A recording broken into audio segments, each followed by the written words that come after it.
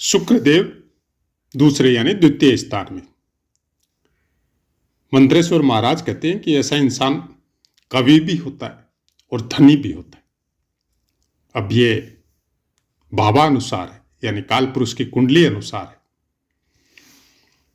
लेकिन हम लोगों की चर्चा है कन्या लगन की, और कन्या लगन में शुक्रदेव आपके दूसरे स्थान का स्वामित्व इनको मिलता है और भाग्य स्थान का स्वामित्व इनको प्राप्त है। तो दूसरे स्थान पे ही विराजित है, तो जाहिर सी बात है अपनी राशि पे विराजित है। तो उसके विषय में होरा पाराशर कहती है कि धन स्थान में, मतलब धन स्थान में हो तो मनुष्य धनी, और पुत्र के विषय में थोड़ा संशय होता है। लेकिन अगर नवमेश यानी भाग्येश अगर आपके धन स्थान में हो तो ऐसा इंसान पंडित, जनप्रिय, धनवान और स्त्री व पुत्र आदि के सुख से युक्त होता है। यह होरा पाराशर की बातें जो जिस तरह से लिखी है वैसी की वैसी हमने आपको बताई, क्योंकि पहला पार्ट 1-2 मिनट का पूर्णतः पुस्तकों पे निर्भर रहता है। बाकी का पार्ट 90% पुस्तकों पे निर्भर है, केवल 10% अभ्यास वगैरह है। लेकिन प्रॉब्लम यही है कि कौन सी पुस्तक में किस वर्ग कुंडली में किस तरह से लिखा हुआ है। अनेक बार पढ़ने के बाद में मेमोरी में तो फीड हो गया, लेकिन अचानक से कोई पूछे तो इतनी पुस्तकें हैं, उस पुस्तकों में से निकाल के आपको बताना बहुत मुश्किल है। हाँ, अगर आप सीरियसली कुंडली का अध्ययन करते हैं या ज्योतिष में रुचि रखते हैं तो आप इन बातों को अच्छी तरह से समझ जाएंगे। हमने बहुत बार शुक्रदेव को काम का कारक शायद ही कहीं पर बोला है। हमने काम शक्ति का कारक बोला है, शुक्र शक्ति का कारक, और उस निर्माण की शक्ति के बगैर मनुष्य या किसी भी जीव का जीवन इस धरा पे कोई मीनिंग नहीं रखता, कोई मतलब नहीं है उसका फिर। क्योंकि भगवान ने जिस भी जीव को जन्म दिया है उसकी एक ड्यूटी है कि वो मरने के पहले दूसरे जीवों को उत्पन्न करके जाए। अब यह शक्ति किसी किसी के अंदर नहीं होती है। कुछ ऐसी जन्म कुंडली में कुछ ऐसे योग होते हैं जो नहीं होती है, तो समाज में उनको कोई अच्छी दृष्टि से नहीं देखा जाता, लांछित, अपमानित, कुछ ऐसे शब्द, मतलब उनको उन कर्मों की पीड़ा मिलती है जो कर्म उन्होंने किए ही नहीं, वो प्रारब्ध लेके आए। जैसे बोला जाता है कि संतान नहीं है उसका मुख नहीं देखना चाहिए, तो संतान कैसे होगी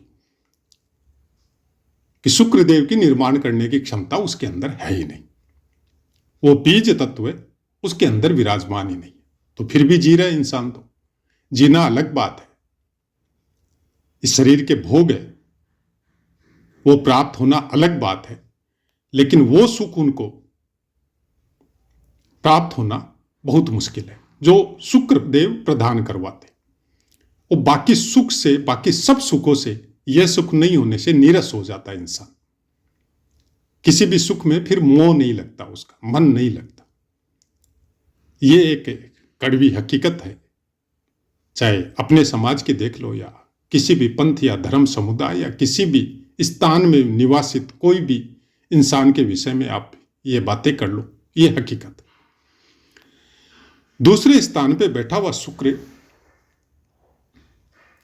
ये धन त्रिकोण है, दूसरा छठा स्थान और आपका 10वां स्थान, यह आपको धनी बनाता है, लेकिन न्यायपूर्ण कार्यों के लिए भी प्रेरित करता है। राशि कुछ ऐसी है कि ऐसा इंसान न्यायोचित व्यवहार करता है, लेकिन खाने में अच्छी चीजों का शौकीन होता है, खासकर पेय पदार्थ। अब पेय पदार्थ में बहुत सी चीजें आती है। अगर कुछ बचपन के या युवावस्था के संस्कार अलग हो गए, फ्रेंड सर्कल कुछ अलग टाइप की हो गई, तो फिर पेय पदार्थों में वो चीजें भी आती है जिससे इंसान का मेंटली और फिजिकली दोनों पतन होता है। और पेय पदार्थ में वो चीजें भी आती है जिससे मेंटली और हेल्थली आप फिट होते हैं। तो ये दोनों बातें हैं यहां पे। कुटुंब में भी सबका प्यारा होता है, क्योंकि ऐसे इंसानों का बोलने का तरीका इतना मीठा और चेहरा कुछ इस तरह का प्रभाव लेकर होता है कि सबको अच्छा लगता है, बचपन में भी और बचपन के बाद में, जवानी या उसके बाद की उम्र में भी। यहां से सॉरी शुक्र ग्रह की दृष्टि आपके अष्टम स्थान पे जाती। कुछ पीड़ा है यहां पर, अष्टम स्थान से संबंधित आपको प्राप्त करवाएगा। और पीड़ा किस तरह की आएगी ये आपके बाकी ग्रह या लग्नेश भी डिसाइड करेगा, लेकिन कुछ चीजों में गलत इफेक्ट दे सकता है। या तो उस स्थान के संबंधित जो शरीर के अंग है उनमें, या कुछ व्यवहार में कुछ इस तरह के कर्म आपसे करवा सकता है जो समाज के सामने आने के बाद में आपको पीड़ा दे, अपमान सहन करना पड़े। कुछ ऐसी चीजें आपके साथ करवा सकता है, कंफर्म नहीं है, करवा सकता है। और कुछ इस तरह की भावना आपके अंदर पैदा कर सकता है कि जो भी पैसे आपने कमाए वो बाकी ग्रहों का योगदान, जैसे चंद्रमा का हो या गुरु का हो, कुछ विशेष अच्छा नहीं हो कुंडली में, तो फिर शुक्र ग्रह के जो प्रभाव है आपको मीठा वचन बोलने वाला जरूर बताएंगे। आपकी जो आभा मंडल है चेहरे की, वो जरूर आकर्षित करेगी लोगों को। कवित्व की भावना या कलाकारी की भावना आपके अंदर जरूर विद्यमान होगी। लेकिन एक्चुअल में जो दूसरा स्थान है वो संस्कार का भी है। एक्चुअल में अगर बाकी ग्रहों का आपको साथ नहीं मिले, और सबसे बड़ी रेमेडी यही है कि अगर संस्कार विहीन हो गए तो फिर धीरे धीरे वही कुटुंब, वही परिवार, वही समाज आपके पास बैठना उचित नहीं समझेगा। ऐसा शुक्र ग्रह इस तरह के कार्य भी आपके जीवन में प्राप्त करवा सकता है। अब एक ग्रह के द्वारा तो हमने बताया भी आपको कि एक ग्रह के द्वारा कोई भी कुंडली का विश्लेषण नहीं होता, सब ग्रहों को देखना पड़ेगा। तो इससे बचाव में क्या करना चाहिए? बचाव में करने के लिए सबसे पहले यह देखिए कि आपका गुरु कहां विद्यमान है, और गुरु की दृष्टि कहीं शुक्र पे आ रही है तो फिर बहुत अच्छा फल देखने को मिलेगा। या फिर शनिदेव की कोई दृष्टि आ रही है तो इनके प्रभाव को वो कमजोर कर देगा, वो बांध देगा वहां पे, क्योंकि शनिदेव की दृष्टि है वो, उसको समझना इतना आसान नहीं है। शनिदेव आपके कर्मों पे इफेक्ट देते हैं, आप किस तरह के कर्म कर रहे हैं वो उसको वाच करते हैं, और अगर गलत कर रहे हैं तो उसको कंट्रोल भी करते हैं या उसकी सजा भी देते हैं। और गुरुदेव आपके कर्मों को सुधार देते हैं। शनिदेव सुधारते नहीं है, शनिदेव सजा देते हैं, फिर सुधारने का काम गुरु के अंदर में आ जाता है। क्योंकि जैसे ही सजा मिलती है इंसान को तो वो समझ जाता है कि हमने ये गलत काम किया था, हमको नहीं करना चाहिए। और जहां पे समझ विकसित हुई, जहां पे विवेक विकसित हुआ, जहां पे आपको पश्चाताप हुआ, वहां से गुरु का काम शुरू हो जाता है।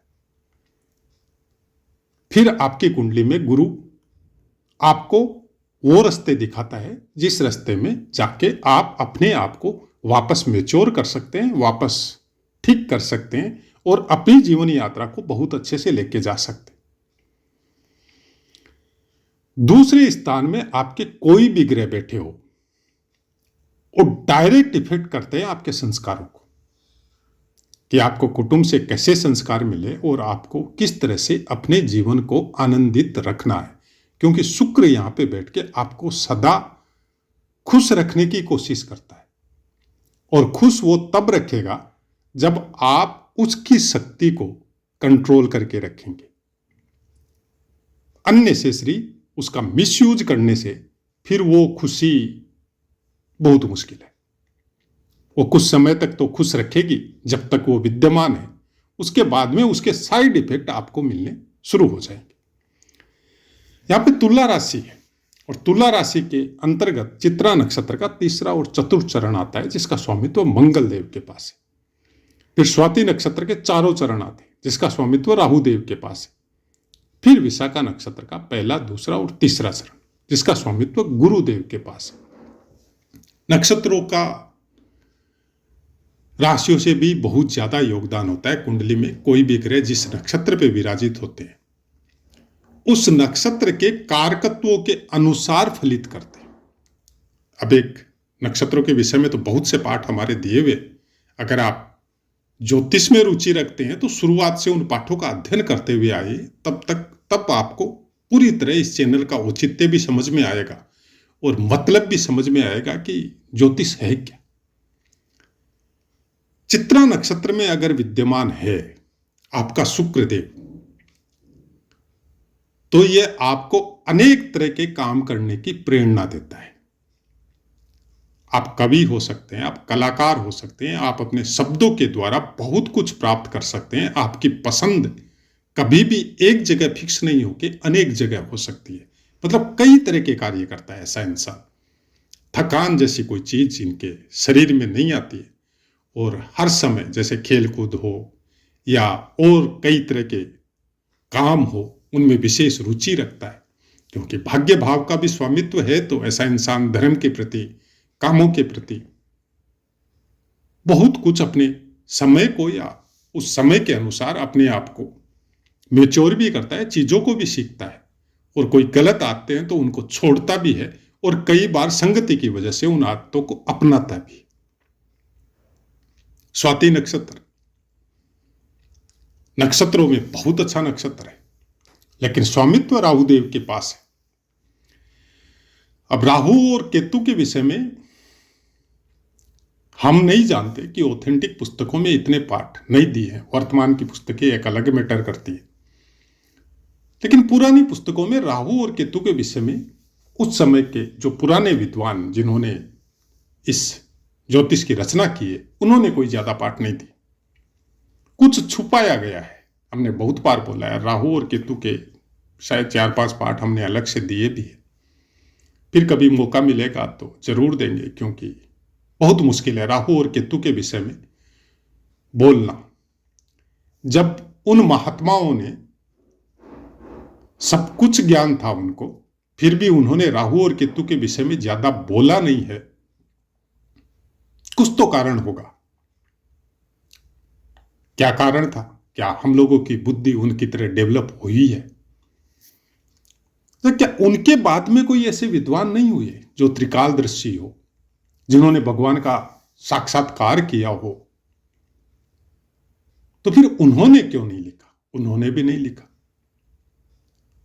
किसी गुरु ने, किसी आध्यात्मिक गुरु ने, जो चाहे भक्तमाल की कथा अनुसार हो या अपने बाद के इतिहास के अनुसार हो, जिन्होंने साक्षात भगवान का दर्शन किया है, उसकी भक्ति की है,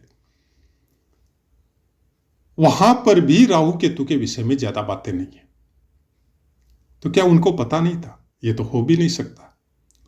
जिन्होंने भगवान का साक्षात्कार कर लिया, तो बाकी ज्ञान तो उनके लिए बहुत आसान है प्राप्त करना। जिसने संपूर्ण ब्रह्मांडों की रचना की, उसका साक्षात्कार जिस आदमी को हो जाता है, वो खुद भगवान सदृश हो जाता है। तो उसको ग्रहों के विषय में जानना कोई मुश्किल काम थोड़ी है। फिर भी उन्होंने कुछ नहीं लिखा, कुछ नहीं बोला किसी को भी, न अपने शिष्यों को बोला। तो ये बहुत बड़ा सब्जेक्ट है। लेकिन स्वाति नक्षत्र के बारे में बोला गया है। स्वाति नक्षत्र में कोई भी ग्रह बहुत बड़ी ऊर्जा को प्राप्त करता है, और वो पूरी की पूरी ऊर्जा आपके अध्यात्म जगत से कनेक्ट है, भौतिक जगत से नहीं है। आप स्वाति नक्षत्र का अध्ययन करेंगे तो आपको पता चलेगा इस बात का कि यहां पर शुक्र ग्रह बैठा हुआ आपको वेद वेदांग में पारंगत, ज्योतिष शास्त्र में पारंगत और कुछ ऐसी चीजों का सिद्धि प्राप्त करने वाला बना सकता है, जो आध्यात्मिक जगत में आपकी यात्रा को बहुत अच्छी बना सकता है। क्योंकि कोई भी सिद्धि, चाहे वो वाम मार्गी हो चाहे दक्षिण मार्गी हो, जब तक शुक्र तत्व पे आपका कंट्रोल नहीं होगा, उसकी शक्ति भरपूर आपके अंदर नहीं होगी, तब तक उस सिद्धि को आप प्राप्त नहीं कर सकते। आप क्या, कोई भी नहीं कर सकता। वो आपके अंदर होगी तभी वो शक्ति को कंट्रोल कर सकता है, नहीं तो नहीं कर सकता। विशाखा नक्षत्र का तो अपना एक अलग महत्व है।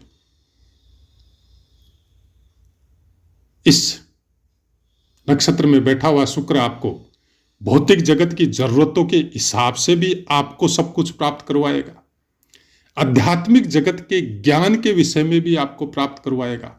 और ऐसा इंसान चरित्रवान, धनवान, अपने परिवार और कुटुंबी जनों को पालने वाला, सब सुखों से युक्त और सब तरह के भोगों को भोगने वाला होता है। तो बाकी बातें आप नक्षत्रों के जो पाठ है उसमें जाके श्रवण कर सकते हैं। लेकिन शुक्र ग्रह को केवल काम और भोगों के साथ मत जोड़िए। हमने बहुत बार बोला है ये बात। शुक्र ग्रह वो ऊर्जा है जो आपको सब कुछ दे सकती है। अगर आप भगवान का भी दर्शन करना चाहे, इस सृष्टि के नियंता का भी अगर दर्शन करना चाहे, तो शुक्र ग्रह की ऊर्जा आपको बहुत आराम से करवा सकती। बस बशर्ते उस ऊर्जा को आप कंट्रोल कर सको। और प्रेम की अभिव्यक्ति ये शुक्र ग्रह की वजह से ही प्राप्त होती है। भौतिक प्रेम वो चंद्रमा देता है आपको, शारीरिक प्रेम। लेकिन आध्यात्मिक प्रेम जो ईश्वर के साथ आपको सानिध्य करता है, जोड़ता है उसके साथ, वो पावर शुक्र ग्रह के पास है। तो आशा है मित्रों पाठ समझ में आया होगा। अब अपनी वाणी को विराम देते हैं, आपसे आज्ञा लेते हैं। जय माता।